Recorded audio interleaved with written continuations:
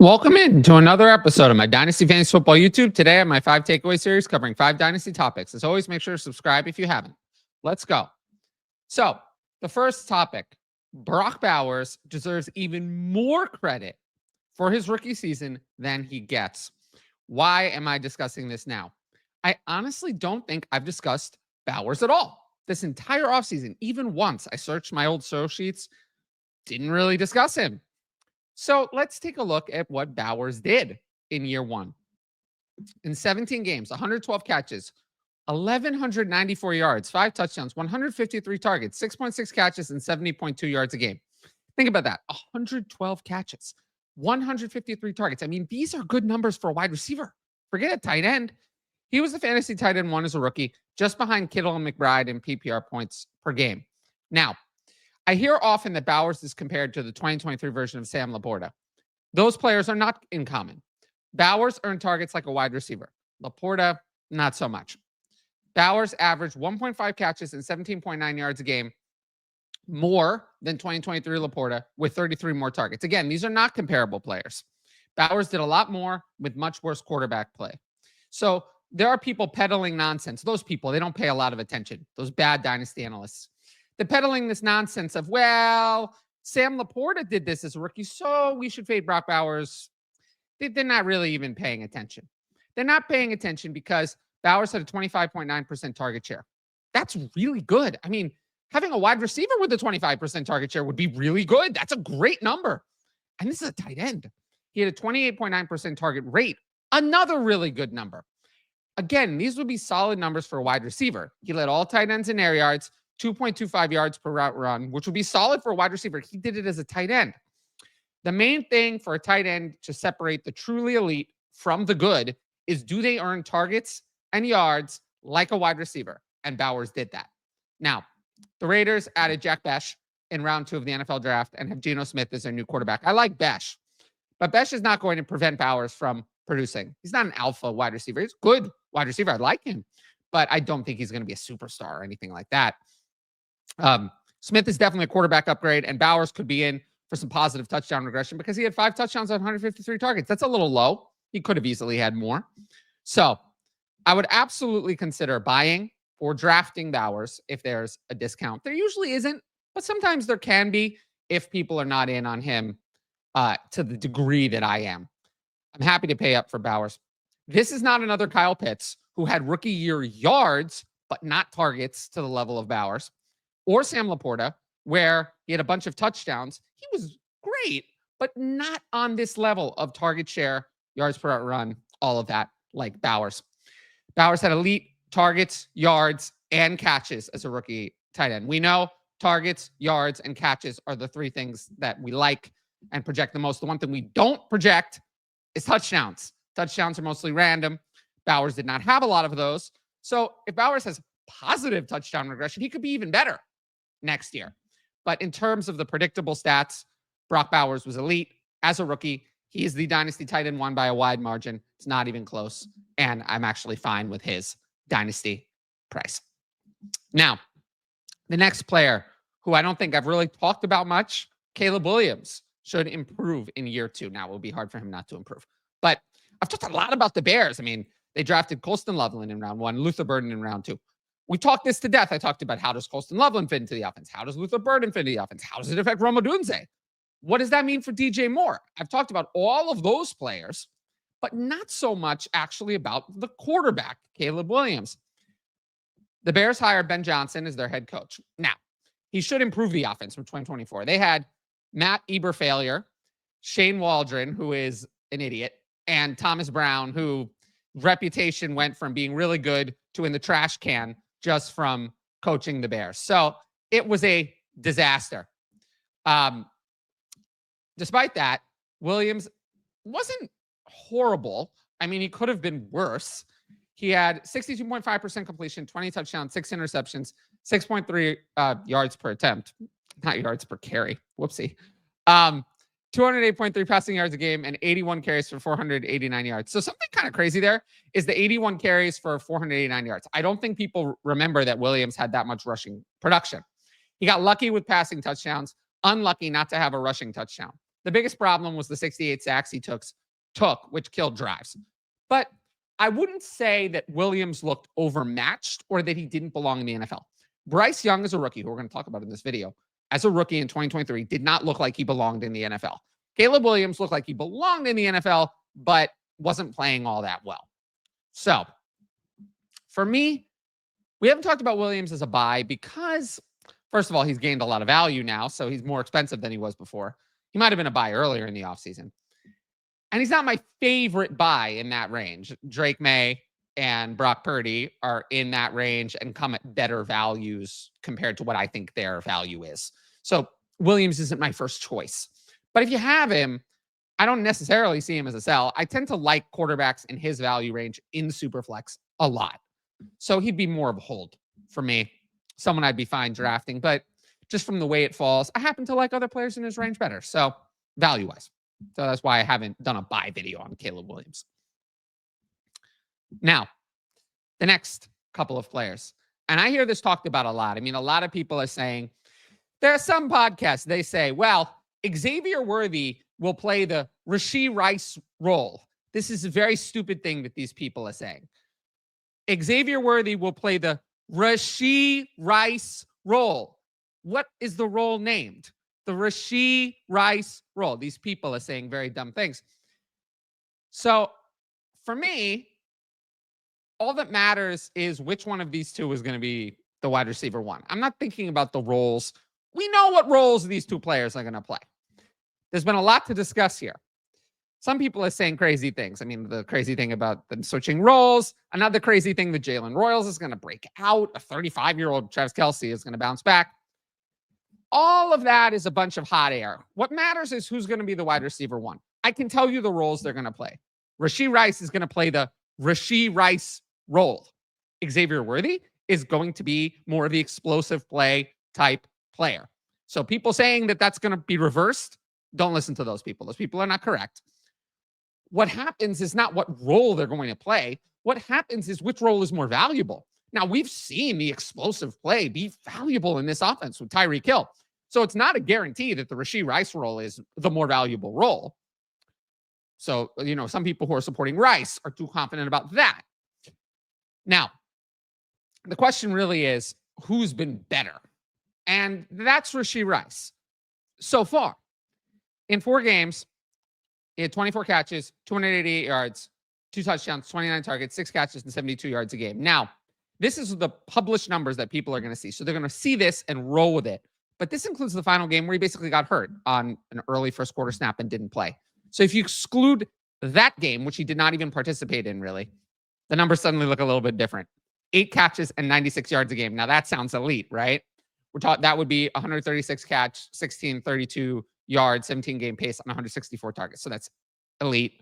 He caught 82.8% of his targets with 9.9 yards of targets, very strong. 3.39 yards per route run, which is elite. So Rice was off to being, if he had continued his pace from 3 healthy games, he would have been a mid wide receiver one. He was excellent.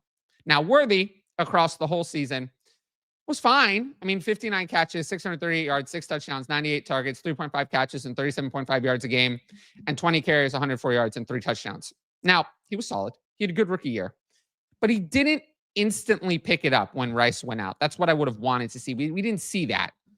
Let's look at what happened after Rice got hurt, excluding week 18, where Worthy played 1 snap and then the Chiefs rested their starters. So across these games where Worthy was the wide receiver one and was played the whole time, 53 catches, 557 yards, 5 touchdowns, 87 targets, 4.1 catches, and 42.8 yards a game. 15 carries, 65 yards, 2 touchdowns. So Worthy was good, but even this is not pace for 114 targets, 69 catches, 728 yards. So he was good. The reason people are valuing Worthy super highly was the playoff usage where he hit big, but as weird as this is to say, the biggest production was in garbage time in the Super Bowl. That's just a wild concept, but that was the biggest production that Xavier Worthy had. So what is the answer to all of this? Sum it up. Xavier Worthy, good player. Rashee Rice is the one with the high ceiling, right? That's the tricky thing here.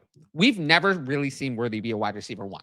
He, outside of that garbage time in the Super Bowl, that was kind of it. He was a good real life wide receiver, but never great for fantasy. We don't know if Rice is healthy. Nobody knows. Nobody can know the answer to that. It's a rare injury that he had. It's not a common injury, so we don't have any injury data really on a return from that injury. So at the end of the day, I'm open to buying or selling either player. Worthy, I think, comes at a better value. I prefer Rice because only Rice can be a league winner. It's not going to be Worthy. Again, just remember that these players are not going to become different people. Xavier Worthy is not playing the Rashee Rice role. That's not going to happen. That is not the player that Xavier Worthy was in college. That is not the player that Xavier Worthy is now. That's not going to happen. Rashee Rice is not going to become Xavier Worthy. That's not Rashee Rice. He can't do that. Rashee Rice is good in the middle of the field, accumulating a lot of catches, PPR game. That's what Rashee Rice is. He's not going to become Xavier Worthy. So, people saying those things, don't pay attention to them. But really, the real thing is what we don't know. We don't know how healthy Rashee Rice is, and that's going to decide who is the value of these two wide receivers, I think, more than anything else. So if you like my YouTube content, you should sign up for the Patreon. I'm offering a 50% discount off your first month at all tiers using the code TylerYT50. Now, notice that code is different. Patreon puts a 6-month limit on a specific discount code. So the code TylerYT is expiring tomorrow. So I had to switch that out for code TylerYT50. I'll update all the comments and everything on future videos to denote that change. But TylerYT50, use that code. You will get the 50% off discount. Now, you get my Dynasty and rookie rankings, access to the Discord, my write-ups. I'm going to do a write-up about every NFL team previewing the 2025 season. That'll only be for patrons. The Discord, you get to ask me questions. Patreon only videos. I did a rebuilding strategy video. I talked about that on the YouTube page. Basically, I did a video. I might do some more videos on there, strategy videos, how to play Dynasty videos, stuff like that just doesn't play on the regular YouTube. For SEO purposes, pretty much anything on here has to be player-based. So, having the Patreon lets me do other content. So if you want extra videos from me, that will be for patrons. So I hope that you sign up and check it out. Direct message fantasy advice. That's what it sounds like. Direct message me about your fantasy team. And the ability to ask in advance questions for YouTube videos. You'll see that at the end of this video to see what that's like. Tiers begin at just $5 a month, $250 with discount. If you want to know more about the Patreon, check out my Why You Should Join the Patreon videos on the channel. I'm probably going to do another one in the next week or so to talk about more of what I'm going to be offering, over the next few months. But like I said, patreon.com/fantasy advice. Click on the link. Use the code TylerYT50. Note the updated code and take that 50% discount off your first month. With that said, I'll move into my next topic. So if there's one asset that I think that's difficult to value in Dynasty, I think it's Bryce Young. So I want to talk about him a little bit. He hasn't lived up to the #1 pick status after 2 years. He was terrible in 2023. In 16 games, 59.8% completion, 11 touchdowns, 10 interceptions, 5.5 yards per attempt. 5.5 yards per attempt is abysmal. 179.8 passing yards a game. He was terrible, flat out bad. Got off to a bad start in year 2. Started the first 2 games, and he was awful. 55.4% of his passes completed, 0 touchdowns, 3 interceptions, 4.4 yards per attempt, and 6 sacks in those first 2 games. And then he was benched for Andy Dalton. Andy Dalton played a while. Then, of course, there was that car accident, and then Bryce Young came back in, and he was better. 61.2% completion, 15 touchdowns, 6 interceptions, 6.6 yards per attempt, 210.4 passing yards a game, and 37 carries, 223 yards, and 5 touchdowns. Now, let's take a look at this. If this is what we are getting, it's not good enough. This is not a long-term starter. This is a bridge type level player. It's important to note that a lot of people got excited about Bryce Young because of the 5 rushing touchdowns. 5 rushing touchdowns on 223 rushing yards and 37 carries is very lucky. That's probably not going to repeat itself. So the fantasy points were a lot better than the real life performance. The real life performance, he was fine. He did have some good throws. He looked better. He looked at least like he belonged in the NFL, but he wasn't great or anything. But it was better, especially without an alpha wide receiver. Now, speaking of an alpha wide receiver, The Panthers spent the 8th overall pick on Teteroa McMillan. Hopefully this is their alpha wide receiver. McMillan, I think, could be a solid wide receiver 1. And then they have Xavier Leggett, Jalen Coker, and Adam Thielen. I think between those 3, they can cobble together the remaining receiver spots. And Ja'Tavion Sanders, I think, could be a decent tight end. So it's a more viable set of weapons if McMillan really hits. However, I'm nervous. I'm nervous about Bryce Young. I'm nervous because we're in year 3. And it's tough. I don't want to give him away, but it's tough to buy into him because if he's not good, the value insulation in Dynasty is gone. If he doesn't deliver in year 3, they won't pick up his 5th-year option, and that'll be it for him as a franchise quarterback. He's got to be a lot better than he's been. I'm nervous that some of the values coming from those rushing touchdowns down the stretch, people are looking at his end-of-the-year fantasy numbers, but his real-life numbers weren't all that great. So we're going to see with Bryce Young, but he's one of those players where the Dynasty value is going to go one way or another. Either he's going to be good and he's going to get maybe a contract extension after this year, or he's going to be bad and he's going to be on thin ice or not a starter at all. So Young is not my favorite pick in Dynasty. I'll just say that in that value range. Now, my last takeaway, Josh Jacobs had a resurgent 2024 season. His 2023 season with the Raiders was rough. I mean, really wasn't great. And then the Packers signed him to a 4-year, $48 million contract, but only the 2024 compensation was guaranteed. So essentially it was a 1-year trial deal. But Jacobs smashed in 2024. He was great. 301 carries, 29 yards, 15 touchdowns, 4.4 yards a carry, and 36 catches, 342 yards and a touchdown. He didn't duplicate his insane 2022 season, but he was still pretty efficient on strong volume with an outlier touchdown total and decent passing game work. He averaged 2.4 yards after contact per attempt and broke 35 tackles in 2024. So a player I talked about recently, Joe Mixon. Josh Jacobs is not Joe Mixon. Joe Mixon is consistently bad. Josh Jacobs is actually good. Josh Jacobs is actually a good running back. 2023 looks like an outlier year because all of the other years he's either been average or good. He's been bad, 1 year in his career. Otherwise, he's been very good. Now, I think Jacobs will be good again in 2025. The Packers failed to add any competition behind him. Marshawn Lloyd and Emmanuel Wilson remain their primary backup running backs. Lloyd barely played. Emmanuel Wilson, he's nothing interesting other than deep stash. They can take a bit of work away, but I'm not projecting a major change to Jacobs' workload. The reason why we haven't talked about Jacobs on the channel is I still think he'll be good. So he's not a must sell. But he's not a buy. Jacobs is way too expensive. I mean, I'm not paying what it costs to acquire Josh Jacobs. Running backs in his value range are always overvalued. I'm not buying into Josh Jacobs now at what he costs, which is a 2026 first plus. I'm not paying that. So he's not a buy. He's not a sell. So I just have to find some way to kind of talk about him and kind of separate that. I don't just hate all older running backs. I'm able to separate between Josh Jacobs, who was actually good, and Joe Mixon, who's not. And then kind of, talk about that accordingly. Now, as I mentioned earlier, I answer Patreon questions in every video. So I have 3 today. We'll go through those. So what established non-quarterbacks are you buying for the 2025 season? Think about mid-tier players who aren't top 10 to 15 at their respective positions. So yeah, I mean, those are players who I think are going to be productive and are relatively cheap. Usually these are wide receivers, typically.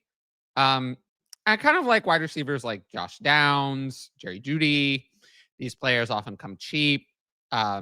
Maybe Chris Olave. Chris Olave kind of depends. Sometimes he's cheaper. It depends on the league. Running backs, they're tough. They're tough to buy, even the established ones. At running backs, I'm usually diving deeper, lower down than the established ones.